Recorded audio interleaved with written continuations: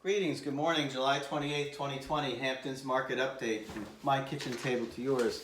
I'm John Watson, a Hamptons real estate broker. Last week there was an event from at the Art Farm in Millstone Road in Bridgehampton. It was a mass gathering headlined by the chain smokers with tequila sponsors. Kind of got out of control where social distancing wasn't followed, as well as more patrons were permitted in the front door. Too many people, too close together. Some question why the permit was even issued. The supervisor was the opening band act and he approved the permit.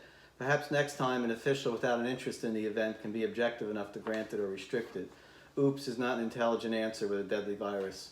On the other hand, it's up to us, but I get that everyone has been so bottled up that they need a release. Someone needs to ask themselves, is it worth getting severely ill to do this when you get involved? I wear a mask and protect myself and you that I pass by. We don't have to have COVID 2.0 if we all stick it out. Real estate brokers have to follow protocols, mask, gloves, hand sanitizers, COVID disclosures, fair housing disclosures, New York State agency disclosures, forms that must be signed before I let you into a home. I can only go into a house if it's empty. We ask owners or tenants to wait outside while only one related party can go in at the same time and instructed not to touch anything. I ask anyone coming in to also sanitize their hands every time. You know, when we get sick, we always wonder, how did I get the flu? We never really know where we get it from, right? Well, COVID seems far worse to me and easily transmitted. New York is now up to 31 states that people traveling from have to quarantine for 14 days if they come here. I have to ask that question on every showing. Have you been in New York State for at least 14 days? New York City is continuing to see a steady out-migration, or in PC terms, a population shift. New York City real estate values are declining in almost every segment. If I were a city broker, I'd advise my clients that unless they really had to not to bring their unit to market now. Now is the time to hold. But if I had to sell, now I'd aggressively price it so I could get out. As they say, it's never a good idea to catch a falling knife. A smaller cut or a loss now is better than a significant haircut in the months ahead. Not to mention the cost to carry. I went through this in 2008 in the financial crisis, so I understand this personally. Weekly stats, 3 weeks ago we had 78 contracts, 2 weeks ago 75 contracts, this past week 83 contracts. So it's really obvious that this continued trend is not a blip, that there's definitely a growth spurt going on in the Hamptons and it's going to continue for some time to come.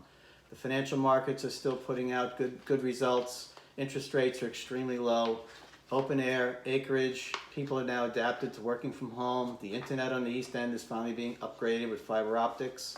So there's really no reason to be in an office as much as there were prior to that.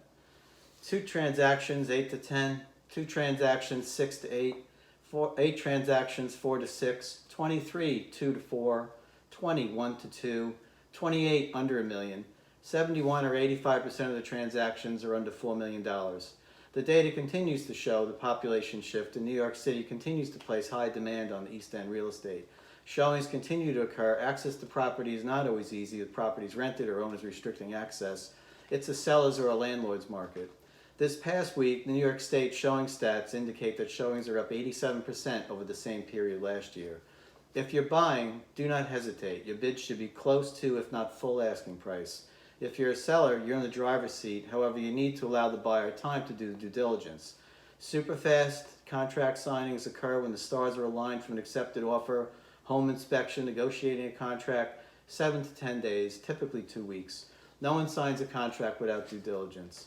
Showings can continue on the property and should be encouraged. In fairness, additional offers should be considered a backup to the first offer if it fails for some reason.